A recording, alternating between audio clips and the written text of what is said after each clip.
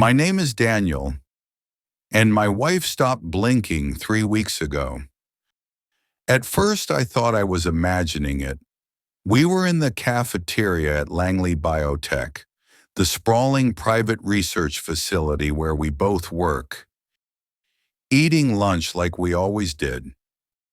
She was talking about some issue in the data logs, something about gene sequence drift. I was only half listening. That's when I noticed it. She hadn't blinked once, not in the last 10 minutes. We met 5 years ago, when she was recruited straight out of Stanford. Elena always seemed too brilliant for her surroundings. Clinical, efficient, beautiful, but not in a loud way. More like something precisely sculpted, a little too perfect. She worked in subsection 9B. I was in systems ops. We weren't supposed to interact, but life finds its ways. Marriage followed a year later. No ceremony, no guests. Just the two of us in a government office. Cold light, warm hands. Langley was a self-contained world. Labs, housing, stores, even a movie theater. We weren't allowed to talk about what went on in most departments. All emails were monitored. Phones were stripped of cameras. No one ever used the word military, but the subtext hung in the air like static. When I asked Elena about the blinking, she smiled and said, "Don't be silly, Dan. Of course I blink." But she didn't. Not once during the conversation. That night I lay awake watching her. Her breathing was normal. She shifted once in her sleep. Eyes closed, then open, and still open. She stared straight at the ceiling, unmoving, for hours. On Friday, my clearance badge beeped red at the turnstile. "Temporary suspension," the guard said, checking a clipboard. "Routine review." I wasn't stupid. Routine reviews happened when someone flagged you. Maybe Elena said something. Maybe I had. They put me on administrative leave and told me to stay in our assigned residence within Langley grounds. I wasn't to leave the perimeter. But Elena never came home that night, or the next. Her badge still registered inside the central lab cluster, Zone Theta, 3 levels below ground. I asked around.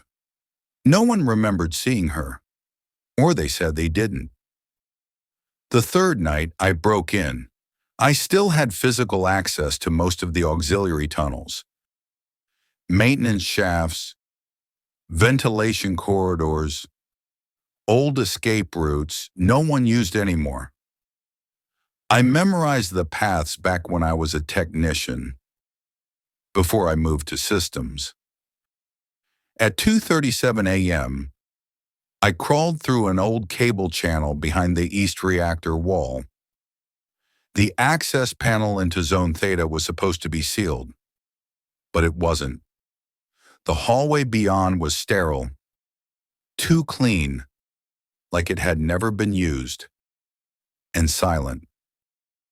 When I heard the humming, not from a machine, from a voice.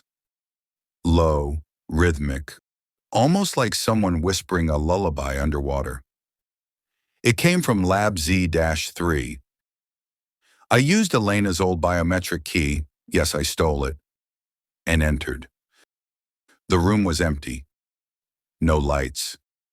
Just the glow of a single monitor and the humming. Louder now. I moved toward the screen. There was a video file playing on loop. Experiment 303A, Neural Region Composite. The camera showed a person strapped to a gurney. My wife, eyes wide open, smiling, and not blinking. Something moved in the corner. I turned.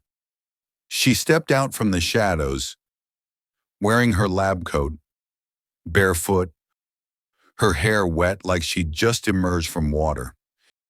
"Dan," she said calmly, "you're not supposed to be here." Her voice was right, but the rhythm was wrong, like an actor reading a script without understanding the words. "Elena," she tilted her head, "that name has been retired." My legs refused to move. "What did they do to you?" Her smile widened, but her eyes didn't move, still locked on mine, unblinking. "Not to me, Daniel. For me. I ran.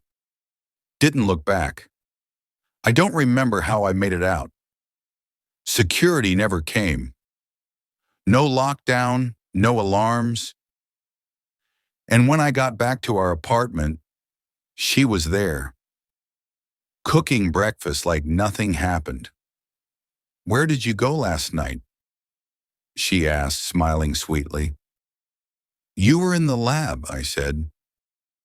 A pause. "No," she replied, still smiling. "I've been here the whole time." I tried to leave Langley the next day. My car wouldn't start. My exit pass had been revoked. A man in a gray suit met me at the outer gate and told me I was under protective observation.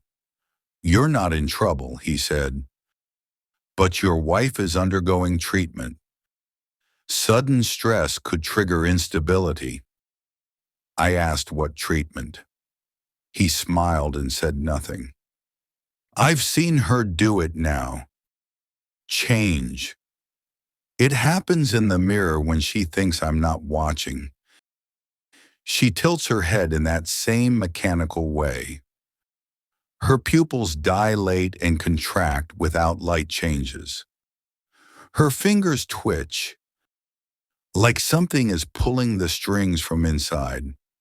She's trying to be Elena, trying to mimic her memories, her voice, her warmth. But it's not her, not anymore." Last night I found the journal, her real one, hidden in a hollow panel behind the air vent. It was full of pages, coded at first, but then frantic, desperate handwriting. Words like, "I can hear them. The blood isn't mine. They said I'd be better. I'm not me anymore." The last page was dated 3 weeks ago. It just said, "If he sees me blink, it's still me. If I don't, run." So now I sit here, writing this, watching her in the other room. She's humming, chopping vegetables with precise, identical movements, smiling, and not blinking. She just turned and said my name. "Daniel, are you hungry?" And she's still smiling, still not blinking. And I don't know what to do. Because if I run, they'll find me. But if I stay, I think she's waiting for me to fall asleep. And I'm so tired.